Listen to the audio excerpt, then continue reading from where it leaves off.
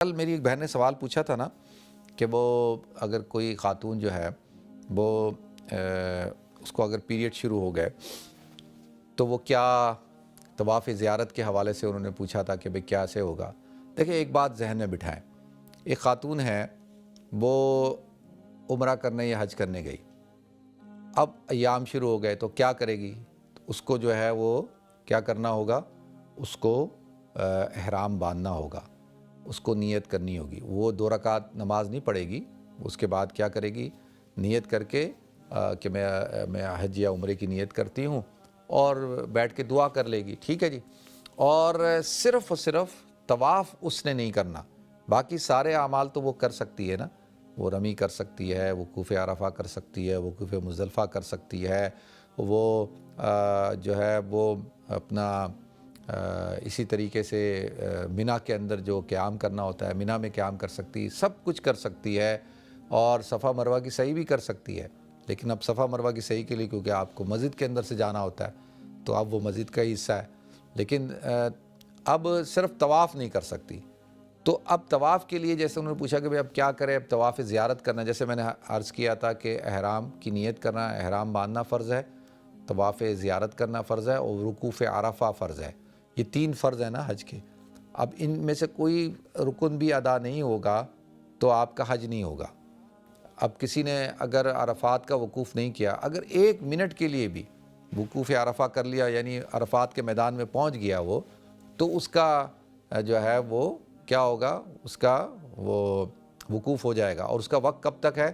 اس کا وقت ہوتا ہے 9 تاریخ کو سورج طلوع ہونے کے بعد سے لے کے 10 تاریخ کی جو ہے صبح صادق تک، یعنی پورا دن اور پوری رات، پورے دن اور پوری رات کے اندر، یعنی فجر تک، صبح صادق تک، 10 ذی الحجہ کی صبح صادق تک اگر کوئی آدمی، یعنی جو افضل اور اعلیٰ وقت ہے وہ تو ہے نا کہ طلوع آفتاب کے بعد سے لے کے غروب آفتاب تک، اور غروب آفتاب جیسی ہوگا اس کو عرفات سے نکلنا ہے، مزدلفہ جانا ہے، اور مزدلفہ میں جا کے اس نے مغرب اور عشاء کی نماز جو ہے وہاں پڑھنی ہے، مزدلفہ میں جمع بین صلاتین کرنی ہے۔ تو یہ تو مستحب ہو گیا، افضل ہو گیا۔ لیکن اگر کوئی آدمی کہیں پھنس گیا، وہ کہیں ٹریفک میں پھنس گیا، بیمار ہو گیا، کوئی ایشو ہو گیا، کہیں اور کوئی معاملہ ہو گیا، کوئی بھی ہو سکتا ہے نا، اب وہ مغرب تک عرفات کے میدان میں نہیں پہنچ سکا، تو وہ مغرب تک نہیں پہنچا، کوئی بات نہیں، مغرب کے بعد چلا جائے، وہ مغرب کے بعد چلا جائے، رات کو چلا جائے، یعنی صبح صادق سے پہلا چلا جائے، اور اگر چلا گیا تو صرف اس کا وقوف ہو جائے گا اور اس کو ایک قربانی دینی ہوگی، دم دینا ہوگا، ٹھیک ہے جی۔ لیکن اگر وہ صبح صادق سے پہلے وقوف عرفہ اس نے نہیں کیا تو اس کا حج نہیں ہوا۔ اب اس کو کیا کرنا ہے، اس کو اگلے سال دوبارہ اس کو حج کرنا ہوگا، اور ایک بدنہ سمجھتے ہیں، بدنہ کہتے ہیں گائے کو، اونٹ کو، وہ اس کی قربانی دینی ہوگی اس کو، اور پھر اگلے سال دوبارہ سے آ کے اس کو اس حج کی قضا کرنی ہوگی، ٹھیک ہے۔ یہ تو ہو گیا وقوف عرفہ۔ اسی طرح سے طواف زیارت ہے۔ اب طواف زیارت کا وقت ہوتا ہے 10 ذی الحجہ سے لے کے 13 ذی الحجہ کی غروب تک، ٹھیک ہے۔ اب یہ 3 دن ہے، تقریباً کتنے کو، 10 ذی الحجہ، 11 ذی الحجہ، 12، 13، 4 دن ہو گئے تھے۔ اب اس وقت تک اس کو آپ نے، افضل وقت کیا ہے، وہ تو ہے نا کہ بھئی 10 ذی الحجہ کو ہی کیا جائے، کہ بھئی آپ پہلے جو ہے جائیں اور جمرہ عقبہ کی رمی کریں، پھر آپ جو ہے وہ قربانی کریں، اور پھر آپ جو ہے وہ حلق کروائیں، ٹھیک ہے۔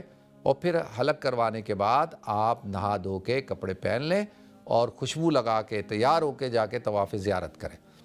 تو اب طواف زیارت اگر کسی نے اس دن نہیں کیا تو ٹھیک ہے، 11 کو کر لے، 11 کو نہیں کیا 12 کو کر لے، 12 کو نہیں کیا 13 کی مغرب سے پہلے کرنا ہے۔ اچھا، اب ایک خاتون جو ہیں وہ، ان کو ایام شروع ہو گئے، اب وہ ان ایام میں اب کیا کرے گی، تو وہ پہلے تو ڈیلے کرے گی نا، کہ بھئی کیونکہ کم سے کم 3 دن ہوتے ہیں، تو ہو سکتا ہے کہ وہ 10، 11 اور 12 3 دن میں وہ پاک ہو جائے، 13واں دن اس کو مل جائے تو وہ کر لے، ٹھیک ہے۔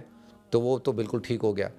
اگر وہ ان 3 دنوں میں، 4 دنوں میں اس نے نہیں پاک ہوئی تو وہ 14 کو کر لے، وہ 15 کو کر لے، تو اس پہ کسی قسم کا کوئی دم نہیں ہے، وہ کسی تاریخ کو بھی کر سکتی ہے، ٹھیک ہے جی۔